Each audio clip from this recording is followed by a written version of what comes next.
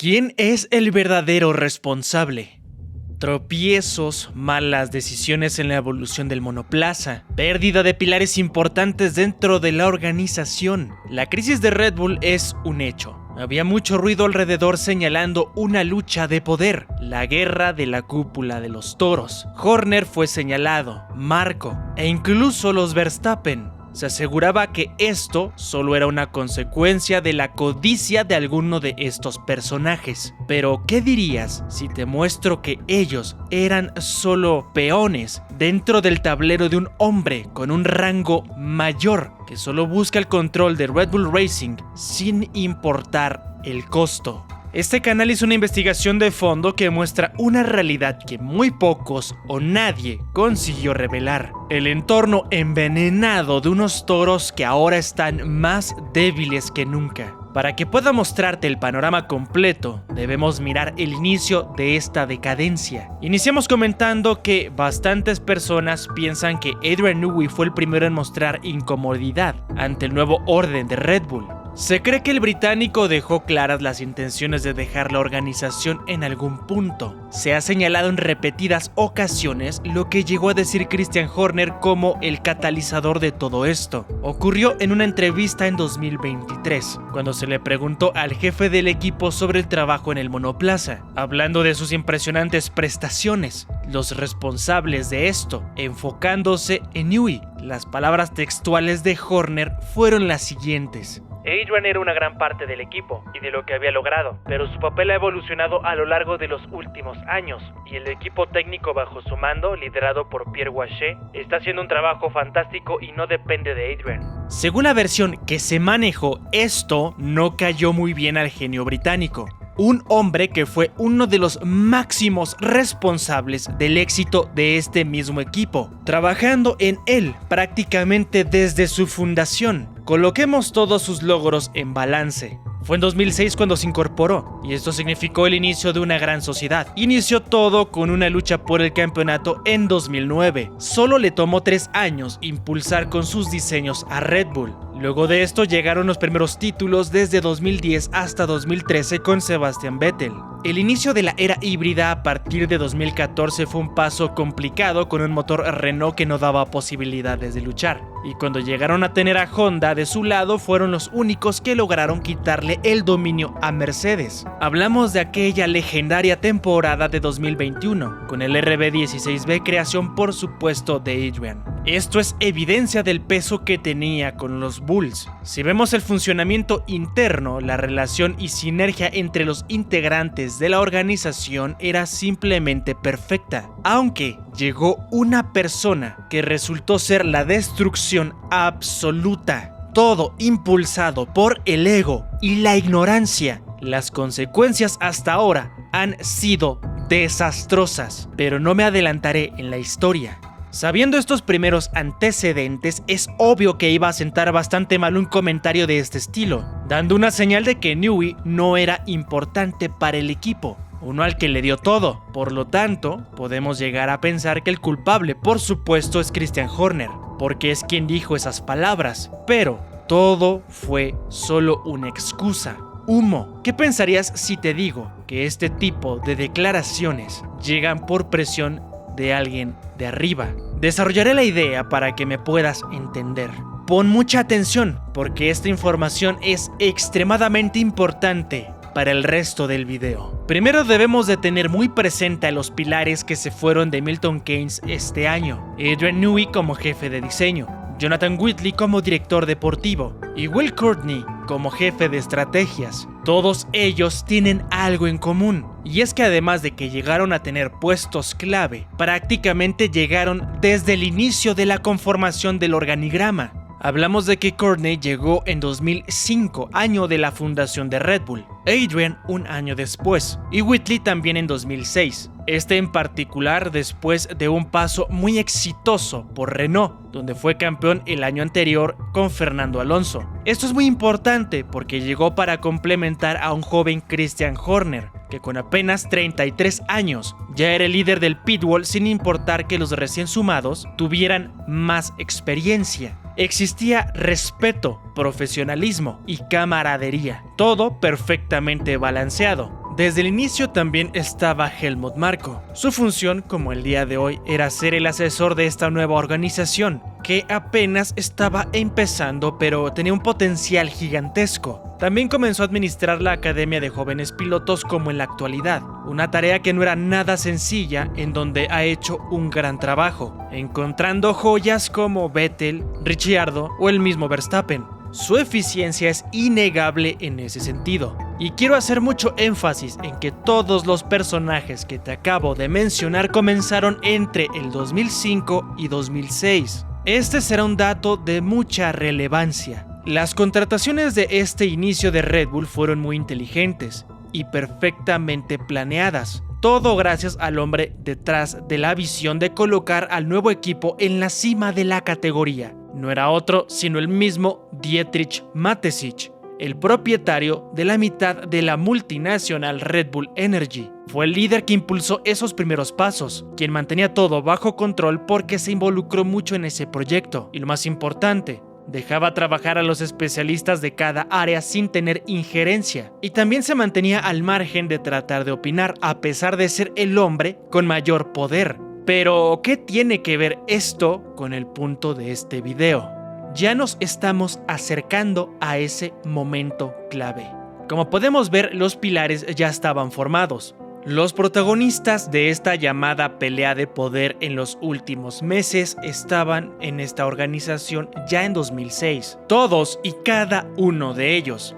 Y según la información que llegó a circular, esto ocurrió a pesar de que ya eran una combinación probada. Hablamos que todos ellos lograron 6 campeonatos de constructores y 7 de pilotos. No tiene ningún sentido que esto se diera de la noche a la mañana. De eso estamos de acuerdo. Nos referimos de que esto se desató de un año a otro, después de una gran relación de 17 años. De hecho, en 2023 todavía llegaron a conseguir esa última corona. ¿Qué fue lo que cambió de un momento a otro? Después de casi 20 temporadas juntos. La respuesta es más sencilla de lo que crees. ¿Cuál de estos nombres que iniciaron en 2005 y 2006 es el que ya no está presente?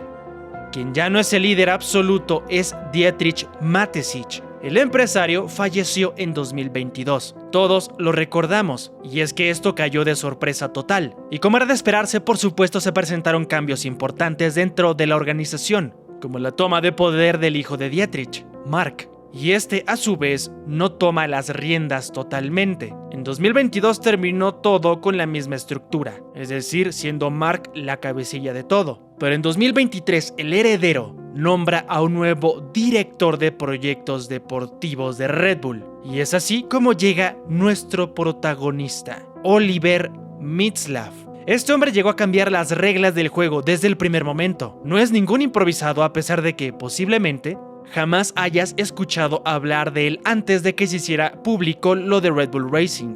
Mintzlaff ya era parte de la organización en el área de los deportes desde 2014, cuando inició con el proyecto de fútbol RB Leipzig en Alemania. Llegó a ser exitoso, pero lo que dejó a su paso también demuestra un antecedente innegable de su sello particular, uno que está lejos de ser positivo. Te expondré rápidamente esta historia diciendo que nuestro protagonista, Oliver, se encargaba solamente del área de los negocios, además de gestionar el personal, siendo el máximo responsable como CEO de Leipzig. Tenía una mancuerna, que en este caso era Ralf Rangnick. Él era el director deportivo, quien llevaba toda la gestión de jugadores, técnicos y talentos jóvenes. Todo lo relacionado con el fútbol era la responsabilidad de Ralf. Descubrió muchísimos talentos y pudo consagrar un equipo competitivo. Con esta combinación consiguieron ascensos y progresaron rápidamente. Esto pasó hasta que Mintzlaff comenzó a intervenir en la rama donde no le correspondía. Comenzó a tomar decisiones sobre la dirección del equipo sin tener el conocimiento, lo que provocó muchos problemas con Rangnick. La consecuencia fue la salida del pilar en el área deportiva, con quien se tenía la base del equipo y la manera de trabajar.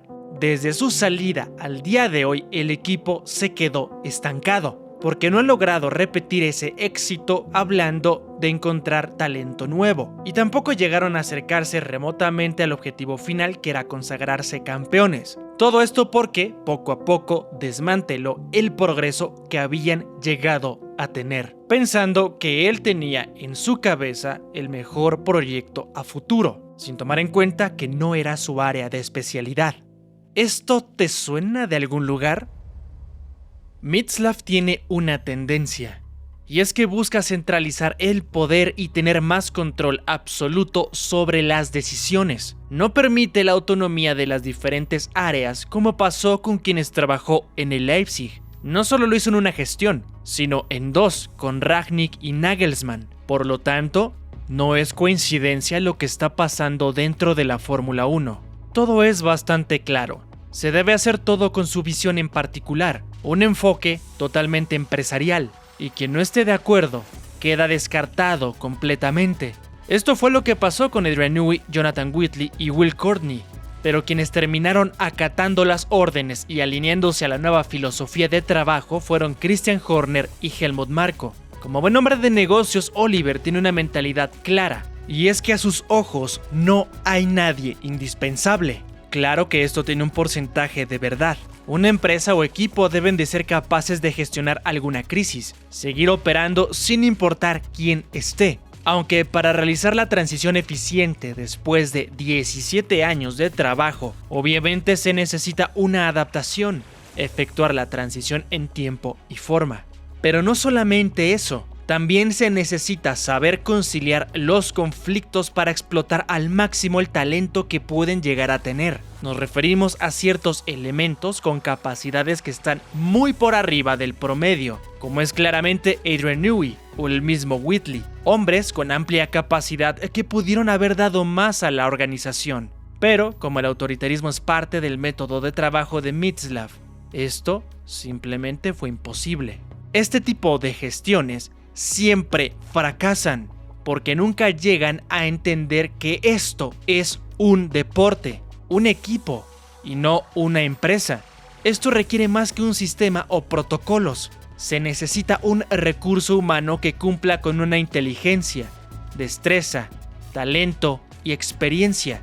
Algo que pocas veces se conjunta de manera perfecta en la Fórmula 1. Porque los Newey, los Brown, los Allison, los Barnard, los mismos Whitley, todos fuera de serie generacionales que se encuentran uno entre 1000 elementos que llegan a pasar por la categoría reina. Perderlos de esta manera es un error que no hubiera sucedido si el dirigente hubiera tenido un poco de conocimiento del deporte, porque alguien con contexto hubiera hecho hasta lo imposible por mantenerlos. Seamos claros y entendamos algo. Por más que Horner sea el rostro de la organización hablando de la marca en el paddock, no es quien tiene mayor rango. El director en este caso, como ya te había mencionado, es Mítslav, un poder que fue otorgado por Mark Mateschitz, quien simplemente no tiene el interés de mantener el legado de su padre en el gran circo. Al inicio lo llegamos a ver ocasionalmente en los eventos, cuando todo había sucedido recientemente.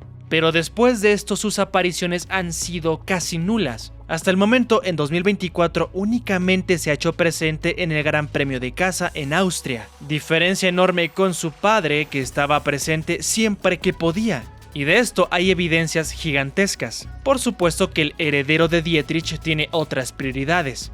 Pero Mark entregó las riendas de la división de Racing a la persona equivocada, que no tiene ni idea de cómo gestionar un equipo de Fórmula 1 en términos deportivos, y que me atrevo a decir que tampoco es efectivo para guiar nada dentro de los deportes, porque su paso por el fútbol vino de más a menos, costando el progreso solo porque mientras avanzaba quiso monopolizar el control, algo que también está haciendo en Red Bull Racing. Hasta ahora ya se han ido piezas clave que estuvieron desde la fundación y con quienes llegaron a la gloria. Personajes que no estuvieron de acuerdo en ser desplazados y colocados como piezas desechables en una organización a la que le dieron todo. Christian y Helmut aceptaron los nuevos términos y condiciones.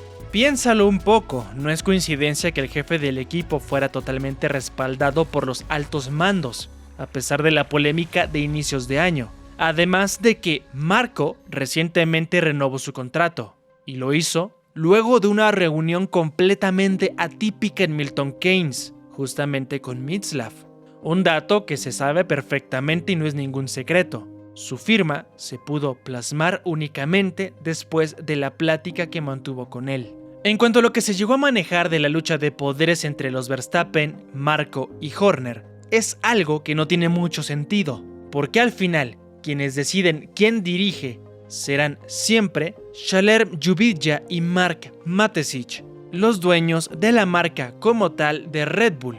Ellos saben perfectamente lo que sucede dentro y fuera de esta organización. Es evidente, porque Horner debe reportar todo a quien es su jefe directo, que en este caso es Oliver. Todo esto que te estoy comentando es información pública, por lo que puedes revisarlo tú mismo si lo deseas. Es por esto que este nuevo personaje que arribó como tal en 2022 es quien se ha encargado de desmantelar al equipo, destrozando la base tan fuerte que ya se tenía. Ejemplos de estas situaciones en la Fórmula 1 hemos visto muchas. La más reciente fue Loren Rossi, por ejemplo, una evidencia del poder que llegan a tener estos puestos y lo mal que les puede ir si no tienen el conocimiento necesario. Él fue quien llegó a ser director general de Alpine desde 2021. Desde el momento en el que tomó el control absoluto, hizo un despido importante de hombres que pertenecían a la gestión anterior, que en este caso era de Cyril Abiteboul,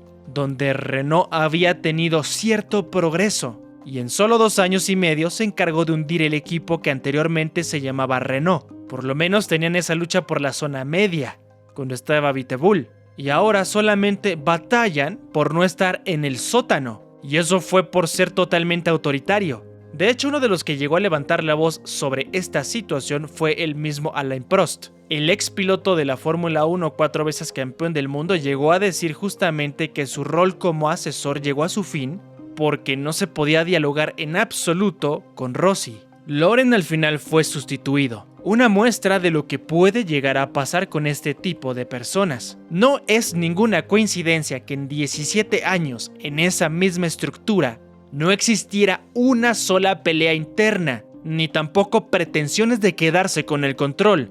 Repito, 17 años, pero estando Oliver al frente de la estructura, solamente soportaron 1 año, para luego ver esta fuga de cerebros tan importante, con un evidente impacto negativo para los toros. Más allá de lo que se pueda decir, las evidencias son claras con los antecedentes y la manera en la que se ha presentado todo. Va más allá de lo deportivo, y es por un nuevo enfoque que no gusta a nadie, al punto en el que al día de hoy también hay cierto riesgo de perder a Max Verstappen, por ejemplo. Poco a poco vemos como un equipo fuerte y consolidado se desmantela, mostrando por ahora una capacidad de reacción prácticamente nula, al punto en que hoy están en peligro ambos campeonatos en 2024. Y todo luego de que el líder Dietrich Mateschitz falleciera. Su hijo Mark tiene otras prioridades, Shaler Juvidja también. Evidentemente tenían la necesidad de un director de proyectos deportivos, aunque al final eligieron a la persona equivocada. La prueba está en que el momento Red Bull Racing solo ha ido en picada, y si no logran reaccionar, podrían sufrir lo que en su momento McLaren, con una espera larga por regresar a la cima, o tal vez lo que hoy vive Williams o Alpine, que no han podido recuperarse de la crisis y siguen viviendo únicamente del recuerdo de las épocas pasadas de gloria en la Fórmula 1. ¿A quién responsabilizarías tú en cuanto a las decisiones equivocadas? Déjalo en la parte de los comentarios. También déjanos tu like y suscríbete si te gustan este tipo de videos de investigación. Yo me despido y nos vemos en el siguiente video.